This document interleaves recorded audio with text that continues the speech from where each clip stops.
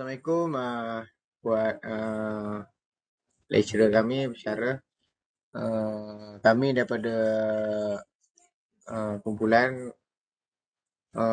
terdiri daripada Muhammad Safwan bin Nawawi, nombor metrik 268413, Muhammad Kuzairi bin Yahya 257455 dan Cik Muhammad Hafiz bin Muhammad Adnan 268488. Bagi subjek GMGA 3063 Comparative Public Administration.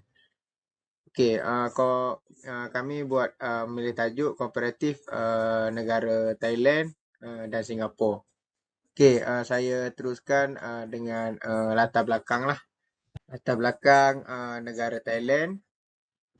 Kerajaan Thailand dipanggil Siam, dikenali dengan Siam sehingga 1949. Thailand bermaksud tanah bebas. Adalah sebuah negara di Asia Tenggara. Thai adalah nama yang diberi kepada penduduk yang tinggal di sana. Bangkok atau Krung Thep merupakan City of Angkor in Thai ialah merupakan ibu negara kepada Thailand. Secara geografi ianya berada di teras tengah Asia Tenggara dengan keluasan tanah kira-kira 500,014 km persegi.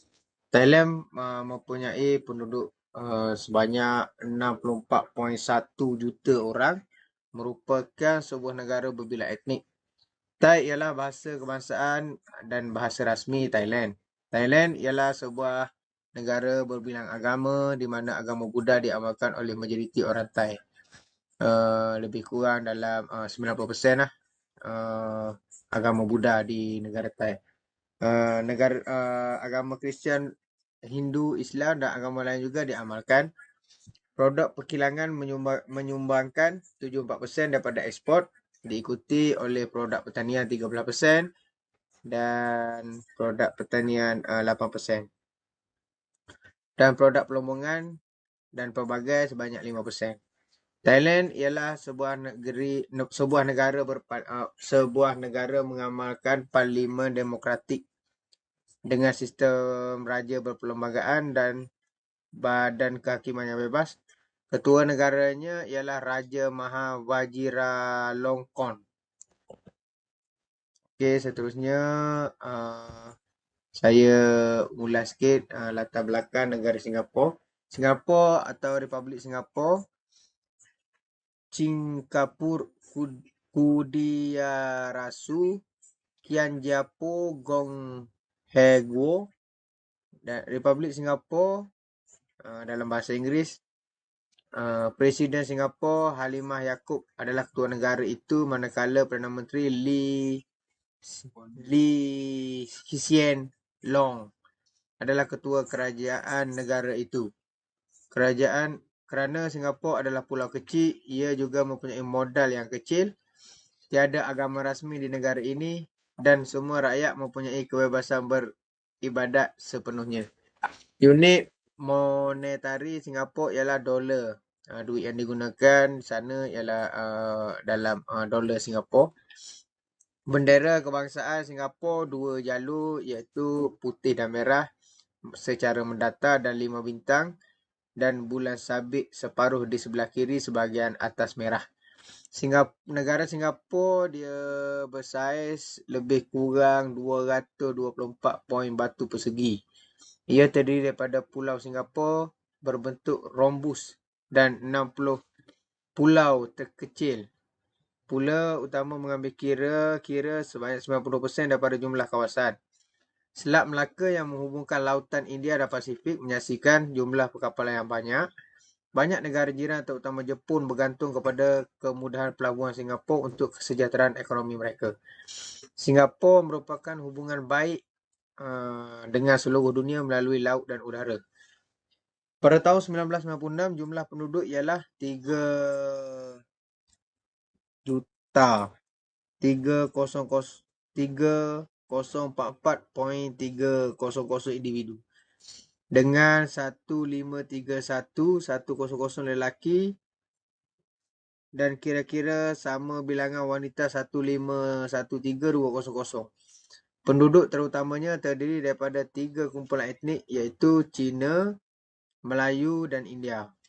Cina Mandarin telah menjadi bahasa ibunda lah. Kalau kita bahasa Melayu lah, mereka bahasa ibunda mereka ialah bahasa Cina yang digunakan secara meluas untuk kegunaan akademik dan bahasa rasmi.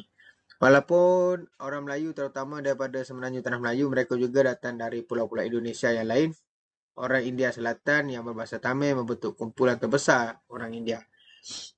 Seterusnya untuk membincang kepada sistem pentadbiran, saya akan serahkan kepada Encik Hafiz lah.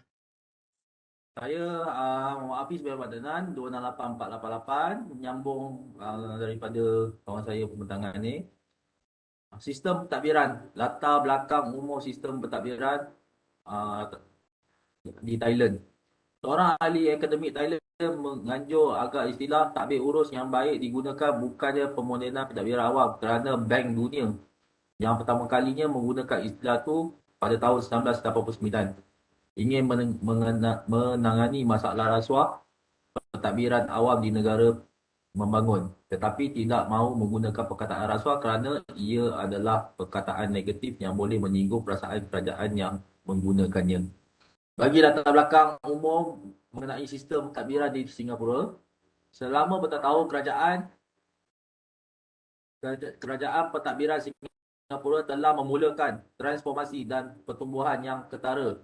Anehnya, kuasa mengawal Singapura telah memastikan pulau itu tidak dibanjiri oleh pertumbuhan besar-besaran. Ini jelas dilihat oleh kelimpahan rizab semula jadi, taman dan bawah hijau, memandangkan Republik kekurangan sumber semula jadi dan ketara, usaha yang dilakukan ke dalam pertumbuhan Singapura uh, selama setengah abad yang lalu adalah luar biasa. Kemakmuran awalnya dibina atas strategi perdagangan bebas yang agresif yang ditubuhkan pada tahun 1819 apabila Sir Stamford Raffles menubuhkan pulau itu sebagai stesen perdagangan British. Singapura kini merupakan pelabuhan tersibuk di dunia kedua selepas Rotterdam berkat keupayaan kerajaan untuk memanfaatkan industri yang meluas untuk merancangkan ekonomi. Kerajaan Singapura juga telah berkesan mengelakkan daripada inflasi dan pengangguran yang agak kecil dan dengan infrastruktur yang sangat cekap dan purata pendapatan setiap modal melebihi 12,000. Penyelidikan sistem pentadbiran di Thailand dan Singapura pada tahun 2016 hingga tahun 2021. Pentadbiran sistem pentadbiran Singapura ditakrirkan oleh Perlembagaan Republik Singapura bermaksud cabang eksekutif kerajaan yang dianggotai oleh Presiden dan Kabinet Singapura. Jemaah menteri yang terdiri daripada Perdana Menteri dan menteri yang lain yang dilantik atas nasihat mereka oleh Presiden yang secara amnya mengarahkan dan mengawal kerajaan. Kabinet dibentuk oleh parti politik memperoleh majoriti mudah dalam pilihan raya umum. Dari 2016 hingga 2021, Singapura hanya diketuai oleh 2 penduduk berturut-turut berikutan pergabungan Singapura ke negeri Selat. Ia ditadbir oleh seorang Gabenor bersama-sama dengan sebuah majlis perundangan. Majlis Eksekutif Negeri-Negeri Selat telah diperkenalkan pada tahun 1877 untuk menasihat Gabenor tetapi tidak mempunyai kuasa eksekutif. Manakala pentadbiran sistem di Thailand, sistem pentadbiran Thailand dijalankan dalam rangka sistem raja perlembagaan di mana Perdana Menteri adalah ketua kerajaan dan raja keturunan adalah ketua negara. Badan Kehakiman Bebas daripada cabang eksekutif dan perundangan. Sebuah organisasi ketenteraan yang dipanggil National Council for Peace and Order NCPO telah mengambil alih pentadbiran. Ketua NCPO membasuhkan pimpinan kebangsaan dan memikul tanggungjawab cabang perundangan. Di bawah undang-undang, tentera yang dikuatkuasakan di seluruh kerajaan mahkamah tentera telah ditugaskan untuk bertanggungjawab bagi beberapa kes biasanya di bawah mahkamah awam. Bagaimanapun mahkamah termasuk mahkamah perlembagaan masih kekal wujud walaupun tanpa perlembagaan. NCPO telah dibubarkan secara rasminya berikutan Majlis Angkat Sumpah Kabinet baharu pada 16 Julai 2001. Saya menyerahkan pembentakan seterusnya kepada kawan saya, Muhammad Kuzairi. Okey, terima kasih Cik Hafiz. Saya Muhammad Kuzairi bin Yahya, nombor metrik 257455. Okey, menyediakan maklumat terkini sistem pentadbiran Singapura lawan Thailand dalam perniagaan. Dengan Asia bersedia untuk menjadi kuasa ekonomi dunia seterusnya, semakin banyak syarikat asing, usahawan dan pelaburan mengembangkan operasi mereka atau melabur sejumlah besar wang di benua Asia. Bagi ahli perniagaan dan pelaburan yang berfikiran global, mencari bidang kuasa yang selamat, stabil, terjamin, cukai rendah dan mesra perniagaan untuk melaburkan telah menjadi kebimbangan utama. Akibat tinjauan ekonomi kedudukan perniagaan dan kajian antarabangsa yang menilai ekonomi berdasarkan pelbagai kriteria menjadi lebih popular. A. Persekitaran perniagaan. B. Cukai. C. Perlindungan IP. D. Daya saing global. E. Keterbukaan untuk berdagang. F. Birokrasi. G. Tenaga buruh. Okey, isu-isu penting yang mungkin menjejaskan negara. Satu adalah Thailand. Sistem pemerintahan Thailand, sistem kabinet. Ialah sistem parlimen. Bentuk kerajaan ialah raja perlembagaan. Raja mempunyai sedikit kuasa langsung di bawah perlembagaan tetapi merupakan perlindungan agama Buddha, Thai dan simbol identiti perpaduan negara. Kelebihan sistem pemerintahan Thai ialah pembuatan dasar dikendalikan dengan cepat kerana terdapat penyesuaian pendapat yang mudah antara eksekutif dan badan perundangan. Ini kerana kuasa perundangan dan eksekutif terletak pada parti atau gabungan parti. Terdapat pengawasan yang kuat daripada parlimen terhadap kabinet supaya kabinet menjadi berhati-hati dalam menjalankan kerajaan. Okey, kekurangan sistem kerajaan Thai ialah kedudukan badan eksekutif kabinet sangat bergantung kepada kemudian badan eksekutif atau kabinet tidak dapat diterima kerana boleh dibubarkan oleh kabinet pada bila-bila masa saja. Okey, Singapura pula. Wabak pandemik COVID-19 dilihat memberi kesan kepada negara Singapura. Sektor pembinaan, pembuatan dan pengangkutan adalah antara sektor yang paling teruk terjejas sehingga menjejaskan kehidupan seharian rakyatnya. Pemotongan gaji, pemotongan bajet dan pembekuan pengambilan adalah pendekatan yang diambil setengah syarikat. Dengan sebahagian daripada mereka melaksanakan pemberhentian secara senyap melalui pemerintahan, peletakan jawatan atau pemindahan ke jabatan lain beserta pemotongan gaji. Kelebihan sistem pemerintahan Thai ialah walaupun undang-undang di Singapura diwarisi daripada undang-undang British, dalam beberapa kes Singapura telah cuba melepaskan diri daripada warisan itu sejak merdeka lagi. Contohnya ialah perbicaraan juri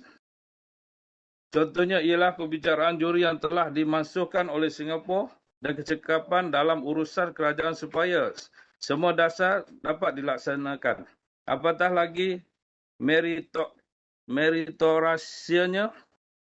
rasinya dalam susunan politik Singapura, kekurangan kerajaan Singapura ialah apabila kebebasan rakyat dalam politik kurang kerana ia secara tidak langsung terhalang. Kerana ia lebih ditentukan oleh parti pemerintahan iaitu PAP. Parlimen di Singapura boleh menggulingkan kabinet pada bila masa sahaja. Begitu juga sebaliknya, Presiden Singapura membubarkan parlimen yang pemilihan raya umum. Kestabilan kerajaan, perasingan kotor antara institusi dan sikap sewenang-wenangnya kerajaan Singapura dalam kerjasama ekstradisi. Okey, di sini saya buat kesimpulan perbandingan kedua-dua negara, semak dan menilai. Rangka kerja organisasi Singapura dicirikan oleh Perlembagaan Republik Singapura bermaksud sebahagian presiden kerajaan yang terdiri daripada presiden dan biro Singapura. Ia adalah biro yang dibuat daripada Perdana Pendeta dan Padri yang berbeza yang diwakilkan atas cadangan mereka oleh Presiden yang pada umumnya menyelaraskan dan mengawal pihak berkuasa awam. Biro dirangka oleh parti politik yang memperoleh majoriti mudah dalam sistem keputusan politik umum. Manakala rangka kerajaan pertubuhan Thailand diarahkan dalam sistem kerajaan perlembagaan di mana perkhidmatan utama adalah ketua kerajaan dan pemerintahan keturunan adalah ketua negara. Di samping itu juga Singapura hanya diketuai oleh 2 penduduk dalam perkembangan. Berikut pencampuran di Singapura ke negeri-negeri Selat. Ia ditakbir oleh seorang gubernur bersama-sama dengan lembaga perundangan. Sebuah jawatan kuasa ketua penempatan jalan air telah berkenalan pada tahun 1877. Dengan segera wakil ketua bagaimanapun tidak menggunakan kuasa ketua. Satu jawatan pendata telah diwakilkan oleh wakil ketua atas cadangan ketua Dewan. Perbincangan suci antara perwakilan perhimpunan, pentadbiran dan pejabat tanah jajahan telah diadakan dari tahun 1956 hingga 1958 dan Singapura memperolehi pemerintahan sendiri dalaman sepenuhnya tidak lama dahulu. Secara perbandingan, kawasan di Thailand adalah sebahagian daripada kerajaan Thailand. Mereka adalah unit kerajaan berdekatan yang penting dan terpencil ke dalam kawasan dan seterusnya bertindak sebagai ahli perundangan. Setiap wilayah digerakkan oleh wakil utama dan dinamakan oleh kerajaan pusat. Sekian, terima kasih.